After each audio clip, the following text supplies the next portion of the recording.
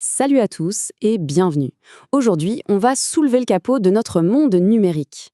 On va aller voir de plus près l'infrastructure, le matériel bien physique qui fait que tout ça fonctionne. On s'est déjà demandé ce qui se passe vraiment parce que derrière la magie du cloud, il y a des boîtiers, des câbles, toute une logique matérielle bien concrète. Allez, on plonge ensemble dans cet univers pour voir comment ça marche.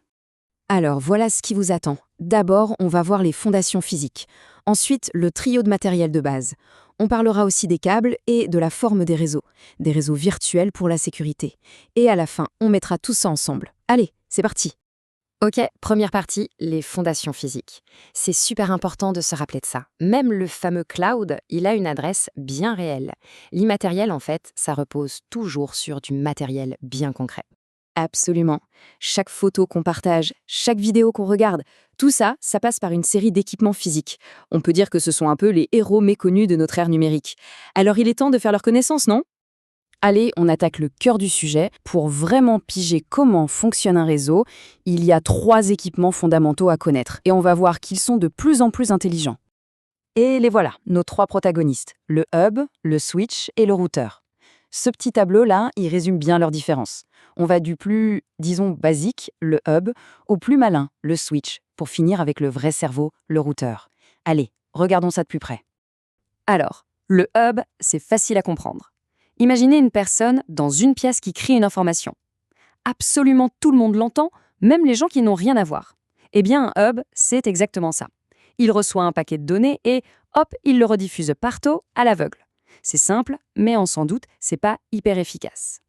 Le gros problème avec le hub, c'est justement ce bruit permanent sur le réseau. Ça crée ce qu'on appelle des collisions de données, et ça ralentit tout le monde. Et c'est là que le switch arrive à la rescousse. Le switch, lui, il est plus futé. Il sait exactement à qui il doit envoyer le message. Et comment il fait, le switch? Son secret, c'est sa table d'adresse MAC. MAC pour Media Access Control. C'est comme son carnet d'adresses personnel. Il apprend quelle machine est branchée sur quel port, et du coup, il peut envoyer les données pile au bon endroit. Fini de crier dans tous les sens, là, on est dans la précision. Donc, le switch, c'est top pour un réseau local, genre à la maison ou dans une petite entreprise. Mais que se passe-t-il si on veut communiquer avec l'extérieur? Pour envoyer des infos vers un autre réseau, disons Internet, là, le switch a ses limites.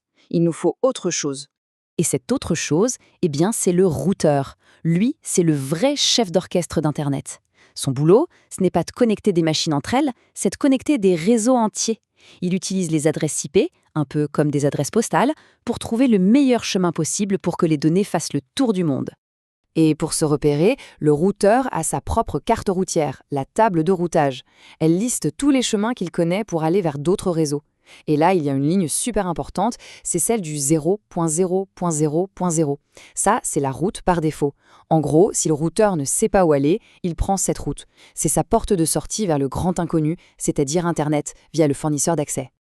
Ok, on a vu les appareils. Maintenant, voyons comment on les relie physiquement et comment on organise tout ça.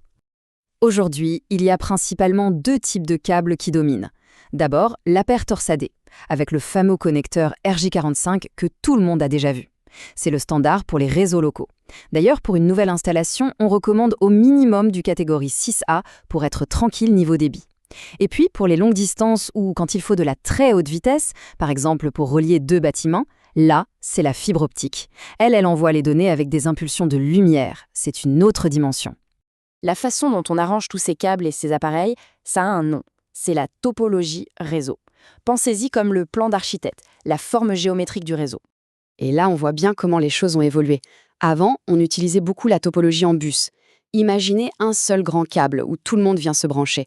Le problème, c'est que si ce câble est coupé, tout le réseau tombe. Pas terrible. Aujourd'hui, la norme, c'est la topologie en étoile. Chaque appareil a son propre câble qu'il relie à un switch central. C'est beaucoup plus fiable. Si un câble a un problème, seul l'appareil au bout est déconnecté, les autres continuent de fonctionner tranquillement. Bon, maintenant, on va aborder un concept un peu plus avancé, mais qui est vraiment super puissant. On va voir comment créer plusieurs réseaux en utilisant un seul et même équipement. Ça, c'est le pouvoir des VLAN, ou réseaux locaux virtuels. L'idée est juste géniale. Au lieu d'acheter 3 switches différents, on prend un seul switch intelligent et on le configure pour qu'il se comporte comme s'il était 3 switches séparés. On crée des murs virtuels, des cloisons logiques, pour isoler des groupes d'appareils sans avoir à toucher un seul câble. Regardez cet exemple, c'est parlant. On a une entreprise avec un seul gros switch, mais grâce au VLAN, on a créé 3 réseaux complètement étanches, un pour la direction, un pour la finance et un pour l'IT. Concrètement, ça veut dire que les ordinateurs de la compta ne peuvent absolument pas voir ou communiquer avec les ordinateurs de la direction, même s'ils sont branchés sur le même appareil physique. C'est un outil incroyable pour la sécurité et pour bien organiser son réseau. Parfait, on a toutes les pièces du puzzle maintenant. Il ne reste plus qu'à les assembler pour voir à quoi ressemble une architecture réseau moderne typique. Alors, récapitulons le plan type. Premièrement, tous les appareils. Les ordis, les imprimantes sont connectés en étoile à un switch. Deuxièmement, ce switch utilise sa fameuse table MAC pour diriger le trafic de manière intelligente à l'intérieur de ce réseau local. Troisièmement, pour plus de sécurité et d'organisation, on peut découper ce switch en plusieurs VLAN. Et enfin, quatrièmement, un routeur fait le lien, c'est la passerelle entre ce réseau local et le reste du monde, c'est-à-dire Internet. C'est vraiment le schéma qu'on retrouve quasiment partout de nos jours. Et c'est ça la conclusion la plus importante.